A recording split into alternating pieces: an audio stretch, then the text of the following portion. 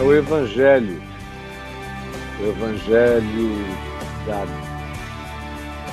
Evangelho da evangelização aos pobres, da libertação dos cativos, que abre os olhos aos cegos. É o Evangelho. É só o que eu tenho a oferecer a você. Agora, a partir desse Evangelho, abrem-se todas as portas da sabedoria, da ciência e do conhecimento. Quem quer que aprenda o modo de Jesus pensar, quem quer que aprenda como é a mente de Cristo, os padrões, os paradigmas, a matrix do pensamento de Jesus, esse vai discernir toda a sabedoria, toda a ciência, todo o entendimento, toda a compreensão, em toda e qualquer direção. Esse terá prazer no discernimento de todas as coisas reais e verdadeiras da criação de Deus na terra, debaixo da terra, nos céus e em qualquer lugar do espaço sideral, do universo, dos multiversos, das múltiplas dimensões. Você quer ver? Dê uma chance. Faça de Jesus a sua chave interpretativa e você vai compreender o incompreensível pelas lógicas fixadas nas razões passageiras, nas certezas fugazes das múltiplas relatividades humanas. Isto dito, eu vou ler aqui no Evangelho de Mateus, não de Matreus, mas no Evangelho de Mateus, no capítulo 23, no verso 13. Mateus 23, 13. Diz assim, é Jesus falando, só para você não perder isso de vista, é Jesus cansado. Os religiosos vão ficar assim, mas é Jesus de saco cheio, sabe aquele saco divino lotado de tanta cretinice. Eu, inclusive, tenho 2 livros grossos chamados Perguntas Cretinas, Respostas Divinas. São respostas de Jesus à cretinice. Eles estão aqui atrás desse lote de Bíblias, depois, não é aqui o caso. Perguntas cretinas, respostas divinas. São todas as perguntas que foram feitas a Jesus e todas as respostas que Jesus deu. Obviamente, eu só peguei as perguntas cretinas, que são 95%. E respondi a todas elas. 2 livros grossos. E aqui nós estamos diante desse cansaço divino, de tanta pergunta cretina. O contexto antecedente todo vem carregado de perguntas cretinas, para as quais houve respostas divinas da parte de Jesus. E aqui Jesus não está mais respondendo, Jesus só está profetizando veementemente, com aquela exaustão divina acerca da idiotice humana que não se cansa e que se repete de geração em geração. A gente pensa que os homens aprenderam, não aprenderam nada, não aprendem nunca.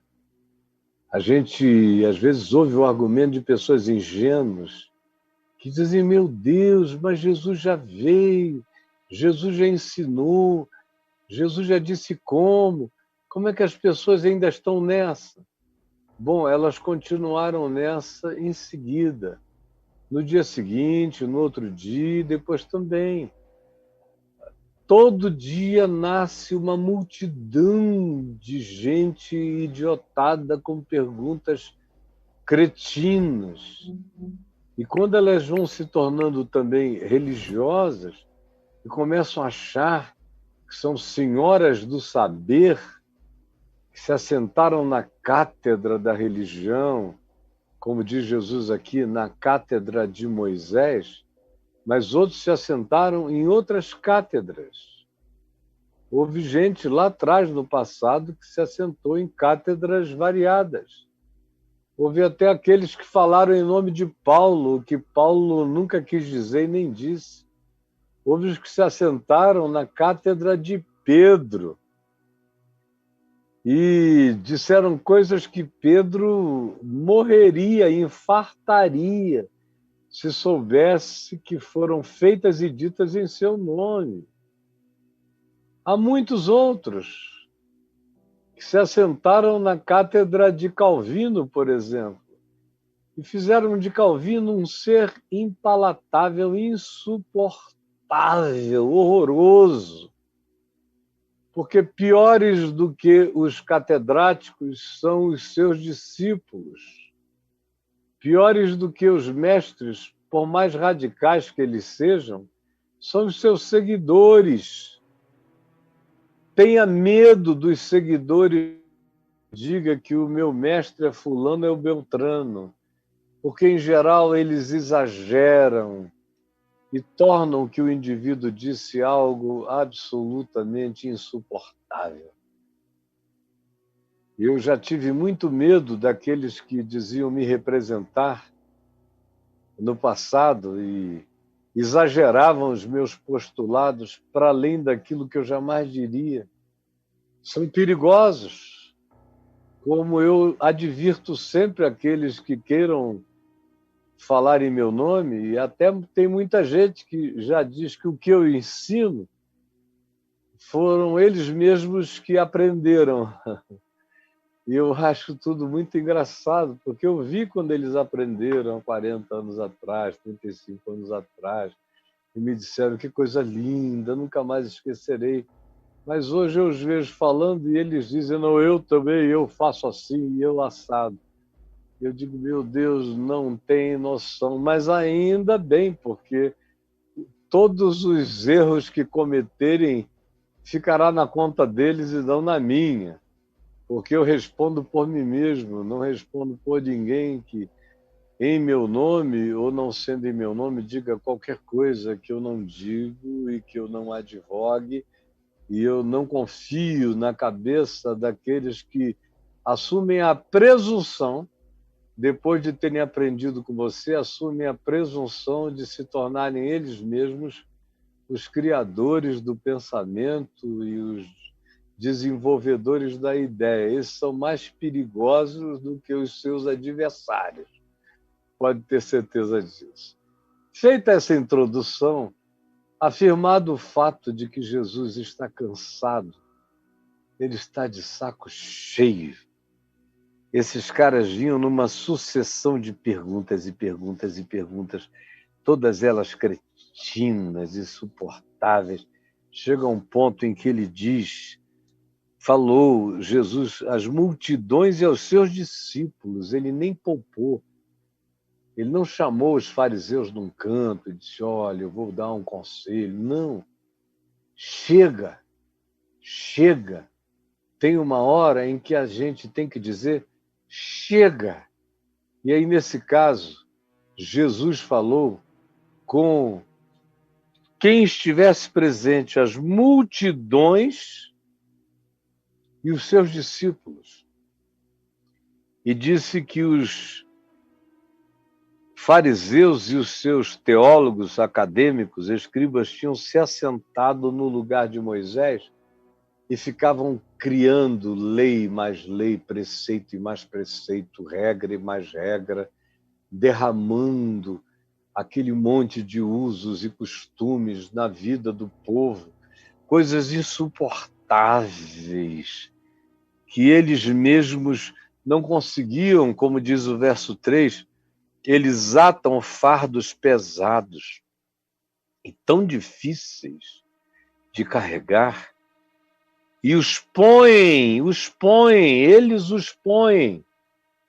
Não tem nada a ver com Deus, são eles que criam, eles inventam, eles atam, amarram, criam um sistema, um feixe, e os põem sobre as pessoas que não sabem de nada. E dizem que isso é em nome de Deus. Colocam isso sobre os ombros dos seres humanos, enquanto eles próprios nem com o dedinho querem mover qualquer coisa dessas. Se você for na casa deles, você vai ver que é tudo diferente. Que o que eles ensinam para lá, eles não fazem para cá. E é pura mentira. Mas eles fazem isso, eles têm tesão. É uma espécie de tara religiosa, de pegar e criar esses fetiches. Quero ver se esse pessoal aguenta essa, carrega essa. E, às vezes, os proponentes originais são seres completamente adoecidos. Se você entrevistar a esposa deles, as esposas vão dizer: ele é doido. Você não tem a menor ideia do que ele quer fazer comigo na cama. Ele quer enfiar coisas em mim, ele é maluco. É por isso que eu já nem apareço lá, porque ele é doido. Porque eles são tarados religiosos, por isso é que eu os chamo de santarados. E eles criam esse conjunto insuportável de usos, costumes, obediências, deveres, obrigações, montam um feixe. É um feixe de sistematizações. Jogam no ombro dos homens e dizem: levem, levem, porque essa é a vontade de Deus. Quem carregar isso fez um upgrade. Quem se submeter a isso está se santificando e o Senhor Deus vai recompensar. Aí lá vai você carregando esse negócio em cima da sua vida, sem nem saber por quê. E quando perguntam a você, você diz: é porque Deus quer. Aí se perguntarem: mas aonde é que está dito que Deus quer? Você diz: não, foi aquele que me dirige, aquele que me conduz, é quem disse que Deus quer. E eu estou aqui obedecendo a Deus, sofrendo. Tem gente que nessa pureza, nessa ingenuidade, essa simplicidade ignorante, vive desse modo a vida inteira, anos e anos e anos e anos, sem parar, sofrendo, sem falar nas consequências psicológicas, na neurose de fazer isso. E se não fizer, é uma culpa absolutamente incompreensível que assola essas pessoas. O sentimento de culpa, de angústia, de pânico, sem falar na paranoia, que também ficam olhando para trás, para o diabo que vai chegar para chicoteá-las, espetá-las, furá-las, torná-las malditas. Por quê? Porque disseram: se você não obedecer, você está dando legalidade a Satanás sobre a sua vida. Você está dando direito aos demônios sobre a sua existência. Aí vai você, 1 ano, 2 anos, 10 anos, 20 anos, 30 anos, 40 anos, 50 anos. Aí vai ficando idoso, idosa. Tem gente que morre sob esse jugo. E pior do que isso, tem gente que se levanta contra os filhos, contra os netos, que viram, discerniram, perceberam diferente e disseram: não, sobre nós não, na gente não. E eles disseram: Vocês estão em grande pecado. Deus vai punir a vida de vocês e a nossa vida se vocês não obedecerem. E aí, como eu expliquei ontem, é mais divisão. São pais que se separam de filhos e filhos de seus pais, que se desconvertem um do outro. São abismos e gaps generacionais, os mais diversos. E eles não cansam de fazer isso geração após geração. Tem os que renovam o seu compromisso com a hipocrisia, com a maldade, com a tara religiosa, e vão se sentindo importantes, poderosos, quando fazem isso e colocam sobre os ombros dos outros. E o pior, quando existem esses outros que carregam. E tanto mais quanto essa congregação de estivadores de mandamentos que Deus não deu, de usos e costumes jeitosamente inventados pelos homens, atados como feixes de sistematização comportamental ou de doutrinações e colocados sobre os indivíduos, mas cheios de poder, de arrogância, de supremacismo.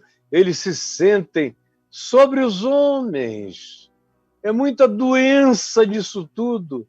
E eu ousaria dizer que não existe na história humana, nos últimos 2000 anos, grupos tão doentes mental e psicologicamente quanto esses, o desses que criam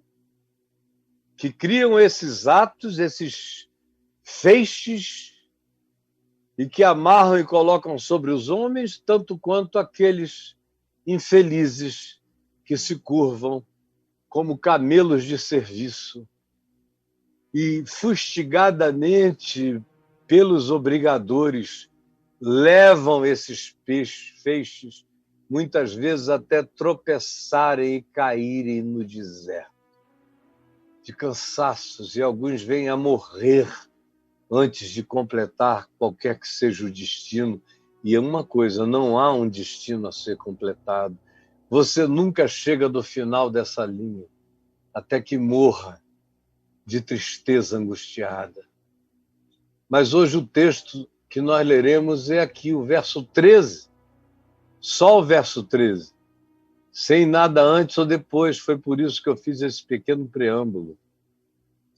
E o verso 13 diz: ai de vós, escribas e fariseus hipócritas, porque fechais.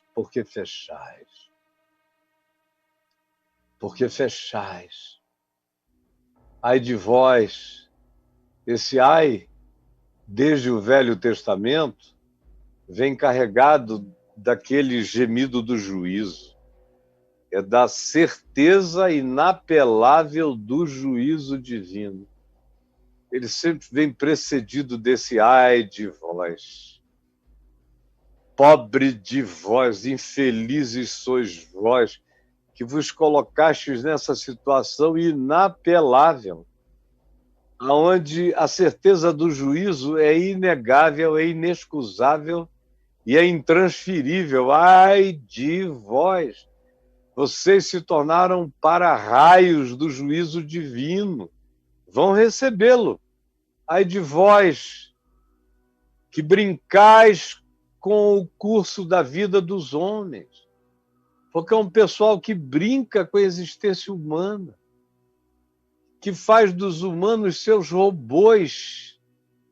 Eles são uns tarados que fazem de seres humanos objetos de obediência, entes domésticos, que eles domesticaram e agora colocam para carregar todos os pesos inimagináveis, transformando uma existência que poderia ser livre, poderia ser limpa, poderia ser leve, poderia ser bonita, poderia ser agradável, numa existência de gente que curva no meio de tanto peso que carrega, de gente que vai com os joelhos trôpegos, como diz o escritor de Hebreus, com as mãos descaídas de tanto peso, tanto peso. É por isso que o escritor de Hebreus diz, lançando fora todo peso e todo pecado que tenazmente nos assedia e tudo aquilo que na cruz Jesus já pagou para que nenhum de nós carregue ou leve. É por isso que assim se diz. Também porque Jesus disse, vinde a mim, todos vós, os que estáis nessa condição, oprimidos, cansados e oprimidos. Os cristãos de hoje ficam sempre pensando nos drogados, no beco do lixo, na Cracolândia, ou em outros lugares onde você encontra uma quantidade enorme de pessoas precisando de ajuda, de livramento para dependências químicas e de outras coisas, ou da prostituição vinculada com a necessidade de ter dinheiro para comprar drogas. Mas essas pessoas estão numa situação menos ruim, disse Jesus, menos ruim. Esses párias, Jesus disse que alguns deles precedem os religiosos no reino de Deus, porque não tem condição pior do que essa, de ao invés de deixar a vida humana ser apenas a vida humana livre, você não satisfeito construir pesos, atar feixes de todo tipo. Não pode isso, não pode aquilo, não pode aquilo outro, não toques nisto, não olhes para aquilo, não te aproximes daquilo outro, não bebas isto, não comas aquilo, não proves aquilo outro. Como Paulo diz em Colossenses 2, vão atando feixes e amarrando e tecendo. Quando eles estão pesados, eles vêm e aí eles usam subterfúgio. Qual é o subterfúgio? Eles usam palavras de Jesus dizendo, vinde a mim, todos os que estáis cansados e sobrecarregados, e eu vos aliviarei. Tomai sobre vós o meu jugo e aprendei de mim, porque eu sou manso e humilde de coração, e achareis descanso para as vossas almas, porque o meu jugo é suave e o meu fardo é leve. Aí o pobrezinho crê nisso, vai lá, aí já diz, ai, eu quero me batizar. Aí o cara tem que te dizer, não pode batizar, antes de responder algumas perguntas. Você só casou uma vez na vida até hoje, se o cara for adulto? Se ele disser, não, me divorciei uma vez, me divorciei 2 vezes, mas hoje eu estou ouvindo o Evangelho, quero seguir o caminho de Jesus. Aí o cara diz, não pode. Você pode até frequentar, dar o dízimo, tomar a ceia você não pode, mas dar o dízimo você pode frequentar. E se daqui a 5 anos eu vir que você está bem comportado, a gente pensa no assunto. Mas não pode parar de dar o dízimo nem um dia. É condição para eu saber, para eu ver na contabilidade a sua fidelidade. Agora, enquanto isso, carrega esse feixe. Carrega isso tudo aqui também. Tem que carregar isso, porque se você não carregar, você não pode entrar. Aí o cara argumenta, não, mas eu pensei que o jugo era suave, o fardo era leve. Ele disse, não é para gente que está com tudo certo. Para você que não está com tudo certo, as condições mudam. Você tem que fazer assim. Aí vem aqueles coitadinhos que me contam aqui a sua luta, a sua demora, o seu peso, E eles têm prazer em dizer, não, mais 5 anos, porque no meio do caminho eu soube que você reatou com uma antiga namorada, então zerou tudo. Tem que começar tudo outra vez, e aí você vai levando, e vai pesando, e vai cansando. É muita angústia, é muito sofrimento, é muita dor, é muito abuso, é muita gente explorada. E Jesus diz uma coisa, uma quantidade enorme de coisas precedidas por esses ais. Mas eu não vou falar sobre todos esses ais, senão vai doer demais. Eu vou ficar só hoje com o ai do verso 13. Verso 13. Ai de vós, escribas e fariseus. São teólogos que conheciam todos os rabinos, todas as interpretações, sabiam de tudo, os escribas. E os fariseus, que eram os seres mais legalistas que a humanidade já conheceu.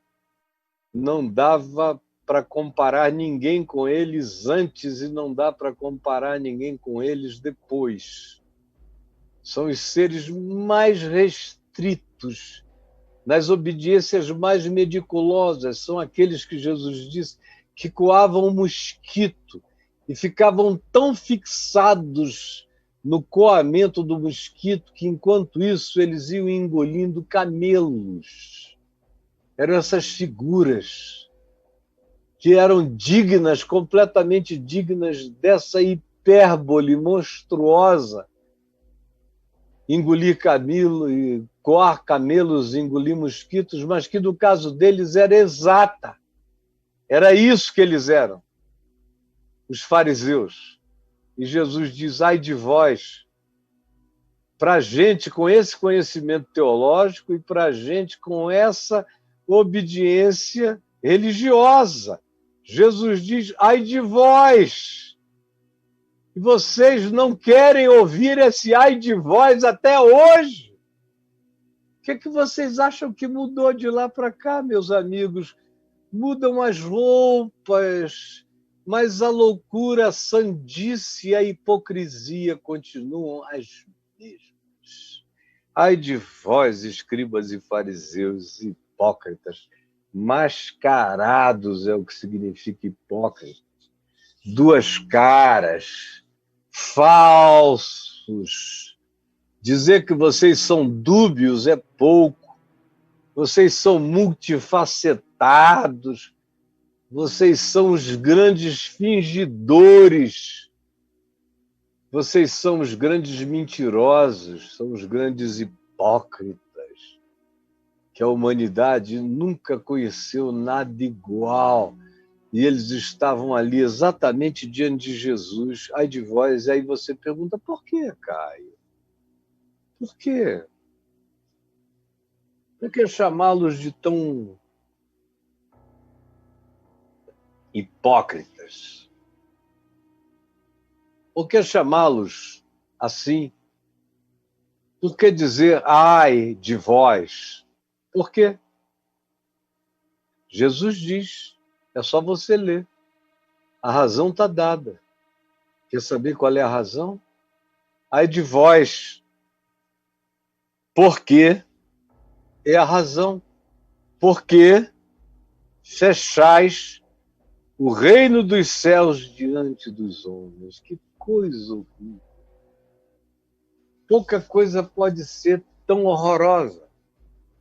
Jesus disse a Pedro, em Mateus 16, dar-te-ei as chaves do reino dos céus. Dar-te-ei para que ele abrisse para os homens. E não foi a Pedro, não é ao Papa, não. É a qualquer um que prega o Evangelho. Eu tenho consciência que eu carrego essas chaves do reino comigo agora há 48 anos. Em julho, há 49 anos, eu carrego essas chaves, abrindo a porta para milhões, milhões que não sabiam de nada, mas a palavra do Evangelho, o Evangelho abre a porta. Abre a porta do reino. E quantos aqui mesmo me ouvindo, quantos milhares já tiveram as portas do reino abertas por essa palavra-chave? A palavra-chave é o Evangelho, a palavra-chave é o ensino de Jesus, a palavra-chave é a certeza de que em Jesus tudo está feito e consumado e a porta está aberta porque Ele é a porta. Ele é a porta. Ele é a porta que aberta. O Evangelho abre portas do reino no sentido de que ela abre entendimento. O reino de Deus está aqui. É aqui que tem que ser aberto. Enquanto eu estou pregando, eu não estou abrindo portas em lugar nenhum. Não é igreja, não é templo, não é agremiação, que é o reino de Deus, e nem é lá que a gente tem que abrir a porta. O reino de Deus está dentro de cada um de nós. É aqui que a porta é aberta. É aqui na mente que a porta é aberta. É essa palavra que está abrindo portas na mente e no coração. Na mente e no coração. E aí o indivíduo abre e vê o reino de Deus, como Jesus disse a Nicodemos. Ele vê o reino de Deus e entra. Vê o reino de Deus e entra. Mas Jesus diz, ai de vós, porque fechais. Eles vão fechando mente e coração. Fechando. Fechando mente e coração. Eu não conheço gente que desistiu do evangelho porque a irmã se tornou prostituta. Eu não conheço ninguém que desistiu de Jesus porque o irmão se tornou gay. Eu não conheço ninguém que deixou de seguir a palavra de Cristo porque o pai se tornou alcoólatra. Eu não conheço. Conheço, sim, milhares de pessoas que deixaram de seguir o evangelho porque a mãe é mentirosa e é profetisa da igreja, porque o pai é pastor, mas todo dia chega em casa e bebe uma garrafa de álcool e fica com ódio e bate nos filhos e espanca a mulher. Aí eu vejo pessoas deixarem, não quererem mais nem saber. Por quê? Por causa da hipocrisia. Da hipocrisia. A irmã prostituta assumiu. O irmão gay disse, eu sou. Agora a mãe profetiza, que é cheia de mentira, de ardil e de ódio, se torna imperdoável para os filhos. O pai, líder, mas que tem amante escondido aqui, cachos e casos acolá, os filhos não aguentam, vão embora. Que hipócrita, que mentiroso. E depois vai lá vender a sua santarice, é um santo tarado, mentiroso, hipócrita. Esses fecham a porta do reino. Ou então aqueles que colocam coisas tão impossíveis, tão inumanas de serem levadas, que tem gente um pouco mais inteligente, um pouco mais corajosa, um pouco menos desesperada, um pouco mais reflexiva, que olha e diz, não, isso não tem nada a ver com Deus, vocês não têm nada a ver com Deus, religião não tem nada a ver com Deus, Jesus não tem nada a ver com Deus, evangelho não tem nada a ver com Deus, e quer saber? Eu não tenho nada a ver com Deus, eu sou ateu. E eu encontro esses caras e dou razão total a eles, e os chamo de irmãos e não dou a mínima para o ateísmo deles, porque eu entendo o que aconteceu. Eu sei que o coração deles foi fechado pelos escribas e fariseus. de hoje, dos nossos dias, que tem outros nomes, mas são os mesmos mentirosos, os mesmos enganadores, ou os mesmos tarados, que não se cansam de inventar modas religiosas, moveres religiosos, não cansam de criar novas legalidades, não cansam de inventar novas brechas para Satanás entrar. Tudo que eles digam que você deva fazer e você não fizer, eles dirão que é brecha que você abriu por não acolher a imposição do que eles trouxeram. E assim eles vão fechando os corações dos homens. Fechando. Como eu encontro o coração de milhares de pessoas, gente boa, gente humana, gente sincera, gente querida, gente do bem, que continua praticando o bem, são ateus cheios do bem, como era o meu amigo Betinho, ateu, mas a campanha da vida dele era contra a fome e a miséria do próximo, porque ele não suportava ver o ser humano com fome. Quem é o santo? Quem é o santo? Quem é aquele que ouviu o Senhor dizer: entra, servo bom e fiel, foste fiel no pouco, sobre o muito eu te colocarei. Foi por isso que eu disse a ele: meu querido, o teu ateísmo é só um trauma psicológico, Deus entende, eu entendo, papai entende, mamãe entende, está tudo bem. Fica em paz, descansado, continua fazendo essa profissão de fé, porque as tuas obras falam por ti. Tu, com as tuas obras, estás mostrando qual é a tua fé. E tem um monte de gente cheia de vômito de fé e que não produz obra nenhuma, senão a obra do desamor, da hipocrisia, da mentira e do engano. O mesmo vale para todos, em qualquer época, em qualquer circunstância ou situação. Olha bem para mim. Ai de vós, porque fechais a porta. Fechais. A quantidade de gente que gostaria tanto, mas não consegue. Porque eles não têm nem outra alternativa, eles não conseguem nem imaginar que eles podem ter uma relação pessoal com Jesus sozinhos, até encontrarem um grupo, uma congregação do bem. E, como eu digo, congregação é do bem quando essa congregação faz bem, congregação é do mal quando essa congregação faz mal à alma da pessoa. E são tantos os que são gente linda de Deus na terra, mas que foram convencidos de que ou eles entram para uma igreja ou eles estão sem Deus no mundo, que é mentira.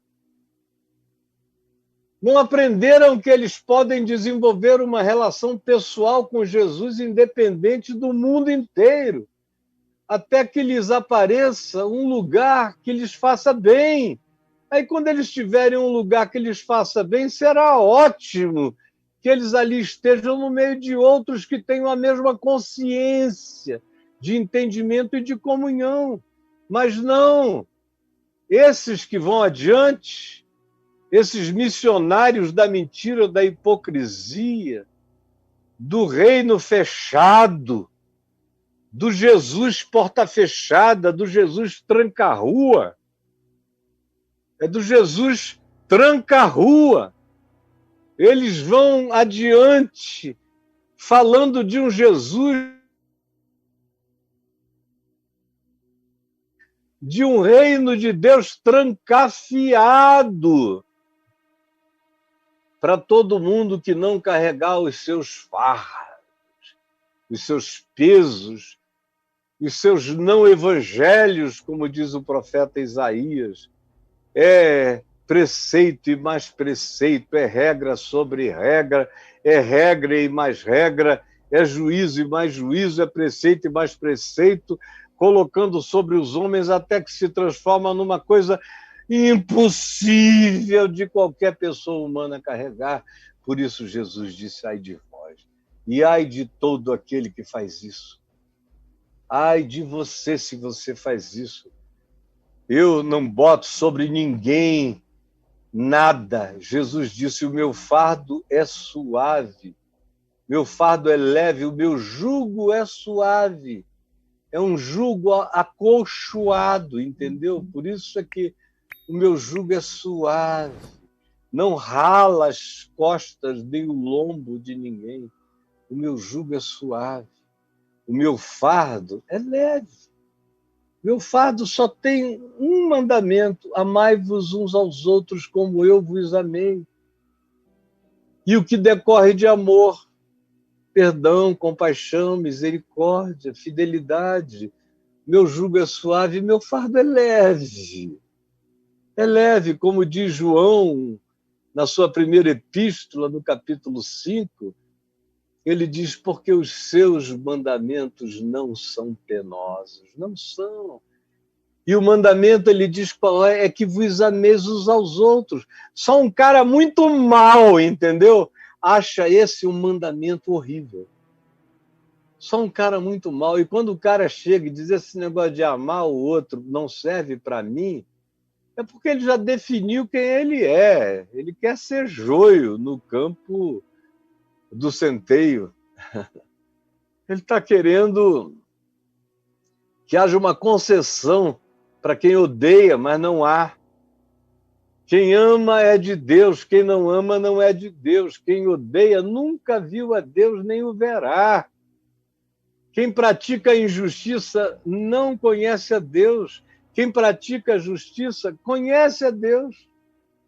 E conhecer a Deus não é conhecer a doutrina da tua igreja nem de lugar nenhum. João disse isso lá em Mileto, em Éfeso. E ele estava falando a quem interessar posse, a qualquer pessoa da sociedade humana. Era isso que ele estava dizendo, qualquer pessoa.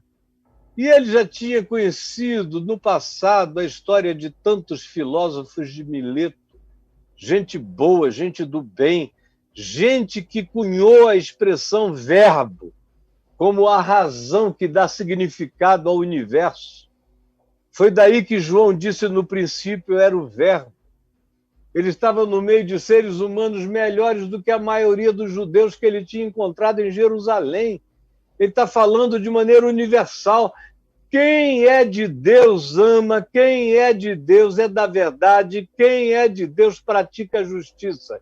Quem não é de Deus opta pelas outras coisas. É simples assim. Não tem que ficar consultando ninguém. É assim que está escrito, é assim que é para ser visto. Essa é a chave da compreensão. Foi isso que Jesus disse, porque foi assim que Jesus tratou os seres humanos, sem querer saber de religião, só querendo saber quem, apesar das suas ambiguidades e ambivalências, era do bem, e quem, apesar de todas as suas obrigações religiosas, fazia tudo isso para tornar a vida do próximo mais pesada e mais difícil. E o acesso ao reino de Deus, uma coisa de eleitos. E o eleito é aquele cara que aguenta carregar o fardo dizendo amém, amém, aleluia, bota mais que eu levo, bota mais que eu levo. Esse é o eleito, é quem aguenta levar esse tranco todo para dentro. Porque mesmo dizendo que crê que Jesus já pagou o preço, se você não levar o jugo, você fica fora, eles não deixam você entrar. Por quê? Por quê? Ai de vós, você quer saber a razão?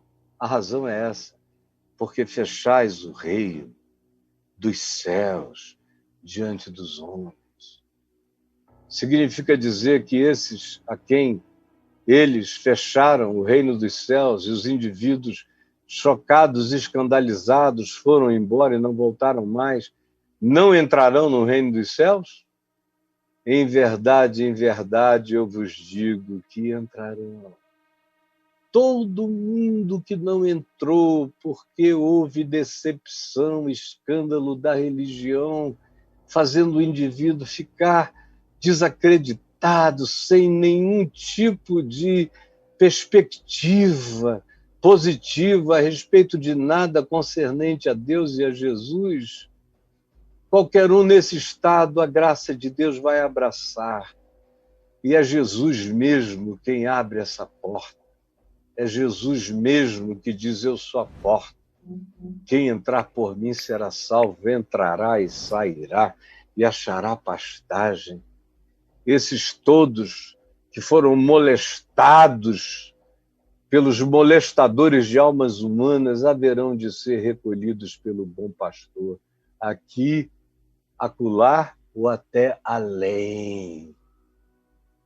Mas ai daqueles que hoje estão fechando as oportunidades da alegria para o coração de tantos que poderiam viver em felicidade nesse mundo e não viveram porque houve quem fosse lá e fechasse a porta do coração deles. Com pesos e mais pesos, ai de vós, porque fechais o reino dos céus diante dos homens, pois vós não entrais, nem deixais entrar os que estão entrando. Eles estão entrando e não entram, porque o puxavanco do escândalo não os deixa entrar, mas a graça de Deus os fará entrar. Agora, quem não deixou entrar, fica fora. Quem não deixou entrar, fica fora. Quem quis acrescentar mandamentos aos mandamentos de Deus, está numa situação muito difícil. Quem fica tornando o acesso do caminho espiritual, que é leve, um acesso difícil, esse se coloca numa situação horrorosa. Jesus disse: esses não entram. Não entrais e não deixais entrar os que estão entrando. Mas porque eles estavam entrando, haverá uma graça que os fará entrar. Mas porque você barrou com as suas mentiras, dizendo: não pode. Não pode enquanto isto, não pode enquanto aquilo, não pode enquanto aquilo outro, não pode, não pode, não pode. Quem diz não pode, não sabe que está dizendo não pode a si mesmo. É você que ficará de fora. Qual é a situação da sua vida hoje? Qual é a situação da sua vida hoje? Eu sei que a maioria aqui já entendeu que a porta está aberta. Aberta a todos os homens. E que os maiores diabos obstaculando a entrada são os diabos humanos, que acham que são os representantes de Deus em nome da religião. É interessante como Jesus não menciona Satanás em nenhuma dessas coisas importantes. Você já observou? Leia os 4 evangelhos e veja onde você encontra Jesus dizendo que Satanás não deixou alguém entrar no reino dos céus. Atrapalhou demais. Você não ouve. O Sermão do Monte inteiro não tem alusão a Satanás, a não ser ao maligno, quando diz respeito à mentira. Quando Jesus diz que no reino dos céus, que na vida com ele, no caminho, a nossa palavra é sim quando é sim e é não quando é não. E disse: o que disso passar vem do maligno, em relação à relativização da realidade. O diabo é o pai da mentira, é o pai da relativização de fatos, relativização da realidade, relativização de tudo. Por isso, esse século XXI é o século da mentira, o século educadamente chamado de pós-verdade, mas não, é o século da mentira. O maior problema desse século até agora são as fake news, são as mentiras. É aí que o diabo habita. Agora, em lugar nenhum você ouve dizer que Satanás impediu alguém de entrar no reino dos céus. Você vê que Satanás tenta, Satanás oprime, Satanás cria processos, tudo isso. Mas em momento algum dizer, então, essa pessoa não pôde entrar no reino dos céus porque Satanás não deixou. A gente ouve até dizer que a semente do evangelho, quando lançada, pode ser roubada por Satanás antes de cair no coração humano. Roubada. Agora, aqui é mais grave. Aqui é não deixais entrar. É um diabo, é uma casta pior do que qualquer outra. Essa é a pior de todas as castas, é essa, que não entra e não deixa entrar, que cria um feixe de mandamentos tão largo, que é mais largo do que a porta de entrada. É mais largo do que a porta de entrada, meu irmão. É mais largo do que a porta de entrada. Está aí. Você vai aumentando, não passa mais ninguém. E você ainda vai fechando. A quem me dera essa palavra de agora chegasse ao coração de milhares e milhares de pessoas que estão na posição de piorar o acesso, de fechar o acesso, de impedir a entrada, de dificultar. Tem gente que podia entrar agora, mas só vai entrar daqui a 20 anos, quando o trauma passar. Tem gente que podia usufruir essa alegria agora, mas só vai usufruir, sabe Deus, quando? Quando um esclarecimento maior se tornar realidade acessível para essa pessoa, que então veja que no tempo de hoje ela foi barrada no baile do reino de Deus por esses fariseus abutres que não entram e não deixam entrar. Você me entendeu? Eu não preciso dizer mais nada. Eu sei que você já me compreendeu. Me compreendeu para si mesmo, para não ficar mais impressionado com eles, e compreendeu o quanto é discerni-los. Discerni-los. Essa é uma atualização do Evangelho, tendo Jesus como chave hermenêutica interpretativa, para qualquer um cujo coração esteja aberto.